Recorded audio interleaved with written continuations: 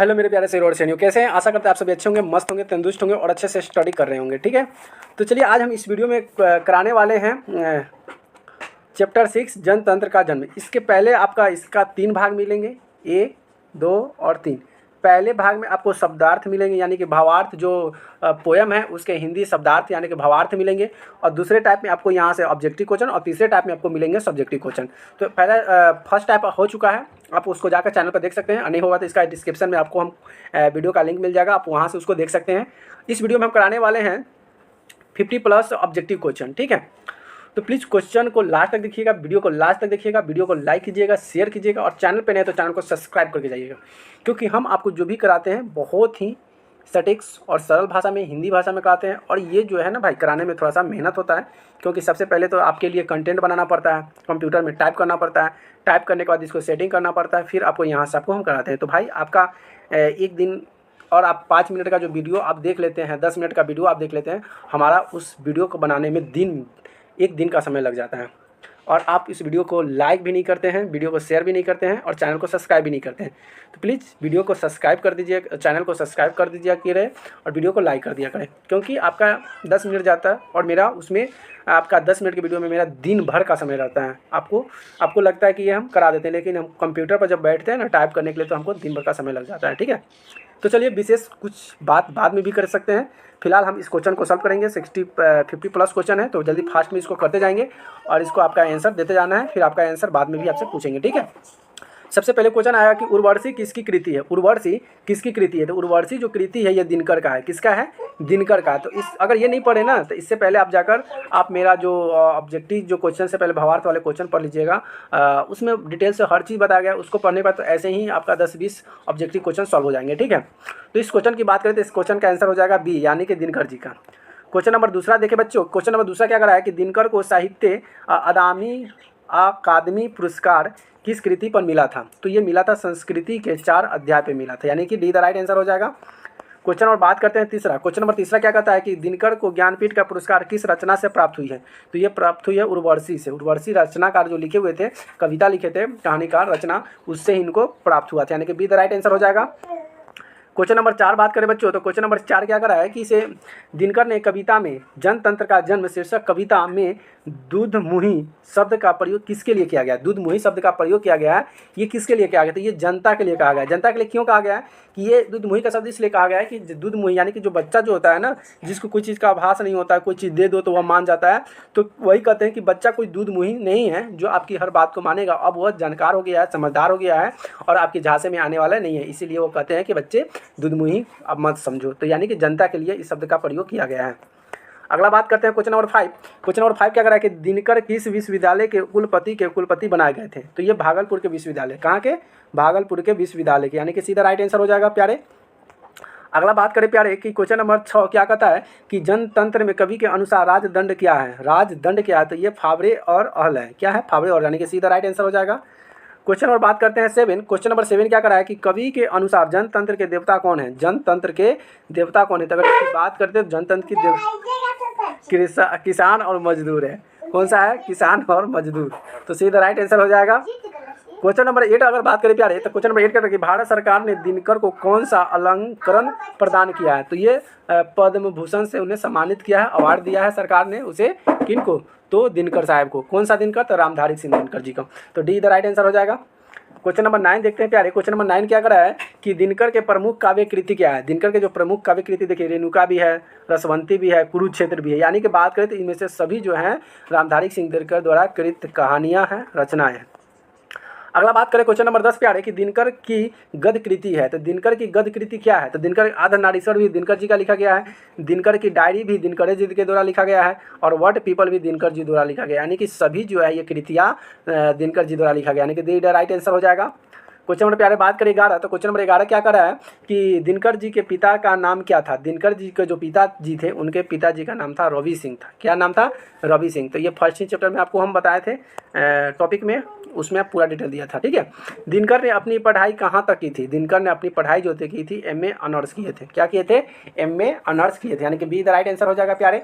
अगर अगला बात करते हैं क्वेश्चन नंबर 13। तो क्वेश्चन नंबर 13 क्या कहता है कि दिनकर किस कॉलेज के हिंदी विभाग के रूप में रहे। कौन से कॉलेज के? तो कॉलेज की बात करें तो लंगट सिंह कॉलेज भागलपुर। अब देखिए भाई साहब, लंगट सिंह कॉलेज तो भागलपुर तो आ ही गया, लेकिन आपको एक चीज़ पता है, लंगट सिंह कॉलेज एक हमारे मुजफ्फरपुर में भी है। कहाँ पे है? लंगट सिंह कॉलेज हमारे मुजफ्फरपुर में है, लेकिन यहाँ पे दिया लंगट सिंह कॉलेज। इस सोचने वाली बात है कि लंगट सिंह कॉलेज भागलपुर में भी है क्या?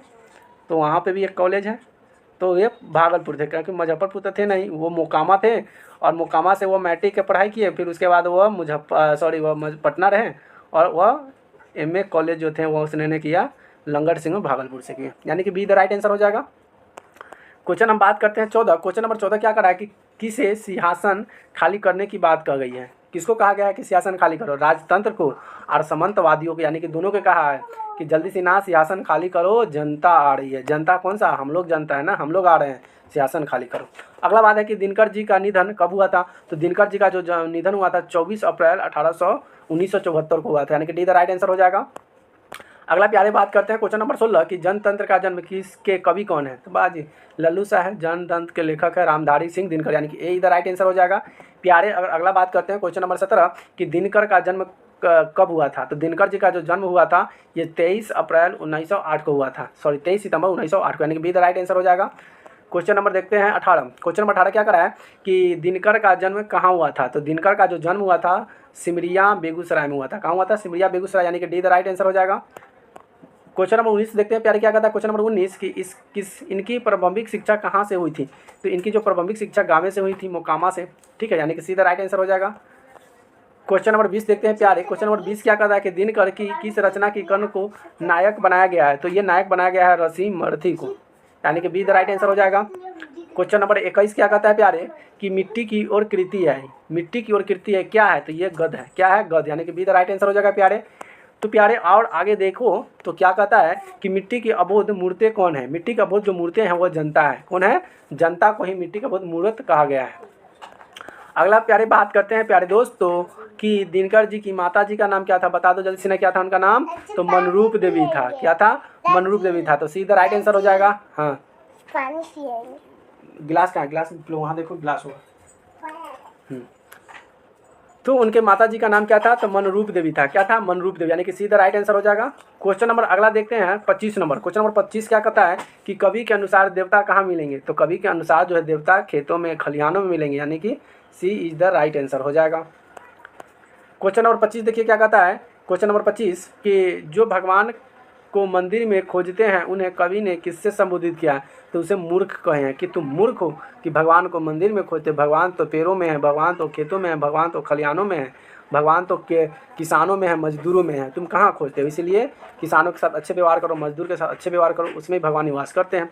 अगला है कि 33 कोटि डैश के सिर पर मुकुट धरो, यानी कि जनता के धर पर रखो, यानी कि इधर राइट आंसर हो जाएगा। क्वेश्चन नंबर 27 की बात करें कि राजप्रसाद क्या है? राजप्रसाद कौन सा समाज है? तो राजप्रसाद जो है तत्पुरुष समास है। क्या है? तत्पुरुष समास है, यानी कि डी द राइट आंसर हो जाएगा प्यारे। कितना भाग्य जी आगे? हाँ, ठीक है। क्वेश्चन नंबर 28 देखते हैं प्यारे क्या कहता है। क्वेश्चन नंबर 28 कि नाद शब्द का अर्थ है। नाद शब्द का अर्थ क्या है? तो नाद शब्द का अर्थ है स्वर। क्या है? स्वर, यानी कि ए इज द राइट आंसर हो जाएगा। क्वेश्चन नंबर 29 की बात करें प्यारे तो क्वेश्चन नंबर 29 क्या करा है कि निम्न में से कौन सा राज्यसभा के सदस्य बने? निम्न में से कौन राज्यसभा के सदस्य बने? तो ये रामधारी सिंह दिनकर जो है राज्यसभा के सदस्य बने, यानी कि सीधा राइट आंसर हो जाएगा। अगला बात करते हैं प्यारे क्वेश्चन नंबर 30। क्वेश्चन नंबर 30 क्या करा है कि रामधारी सिंह दिनकर रचित पाठ है। इनमें से जो ऑप्शन दिया है इनमें से कौन सा जो है रामधारी सिंह द्वारा लिखा गया है? तो यह है जनतंत्र का जन्म जो है ये रामधारी सिंह दिनकर द्वारा लिखा गया, यानी कि बी द राइट आंसर हो जाएगा। क्वेश्चन नंबर 31 देखते हैं क्या कहता है। क्वेश्चन नंबर 31 कि सदियों की ठंडी बुझी राख सुगबुगा उठी और मिट्टी सोने का ताज पहनकर इलाती है, यह पंक्ति है। यह पंक्ति क्या दर्शाती है? तो यह पंक्ति दिनकर जी द्वारा लिखा गया, यानी कि ए इधर राइट आंसर हो जाएगा। क्वेश्चन नंबर 32 देखिए क्या कहता है। क्वेश्चन नंबर 32 कि दिनकर किस काल के प्रमुख कवि है? दिनकर जी जो है किस काल के प्रमुख कवि हैं? तो यह कवि जो है छायावादी कवि है। क्या है? छायावादी कवि, यानी कि डी इधर राइट आंसर हो जाएगा। क्वेश्चन नंबर 33 क्या कहता है प्यारे कि क्वेश्चन नंबर 33 है कि किसके हुंकारों की महलों को नींव उखड़ जाती है? किसके हुंकारों की महलों की नींव उखड़ जाती है? तो यह है जनता। जनता चाहे तो किसी की महल भी उखाड़ सकती है, किसी के विरोध में उसे बहुत कुछ कर सकती है।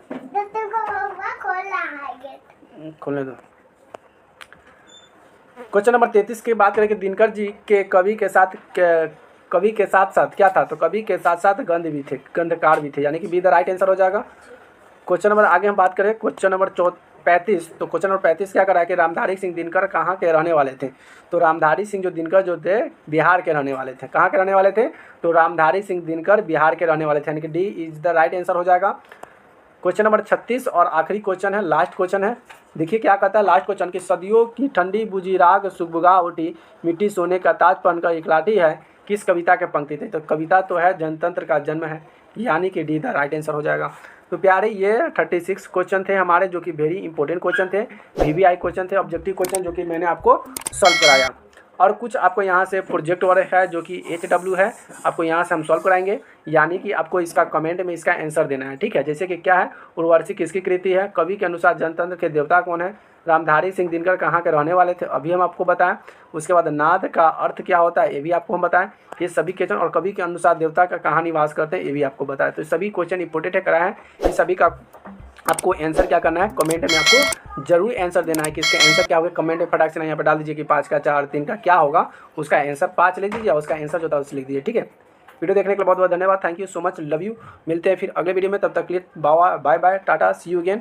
अगर आपको इस वीडियो का या इसका क्वेश्चन आंसर लेना चाहते हैं, भावार्थ लेना चाहते हैं, कोई भी सब्जेक्ट का क्वेश्चन आंसर लेना चाहते हैं, तो आपको क्या करना है, आपको इस नंबर पे आपको मैसेज कर देना, आपको आसानी से कोई भी सब्जेक्ट का नोट्स हो, क्वेश्चन आंसर हो, आपको मिल जाएंगे। इसके बदले आपको कुछ नहीं करना है, ये बिल्कुल क्या है, ये बिल्कुल फ्री में मिलता है, यहाँ से कोई 1 रुपया देने की जरूरत नहीं, बस आपको कुछ नहीं करना, चैनल को सब्सक्राइब जरूर कर देना। वीडियो देखने के लिए बहुत बहुत धन्यवाद, thank you so much, love you.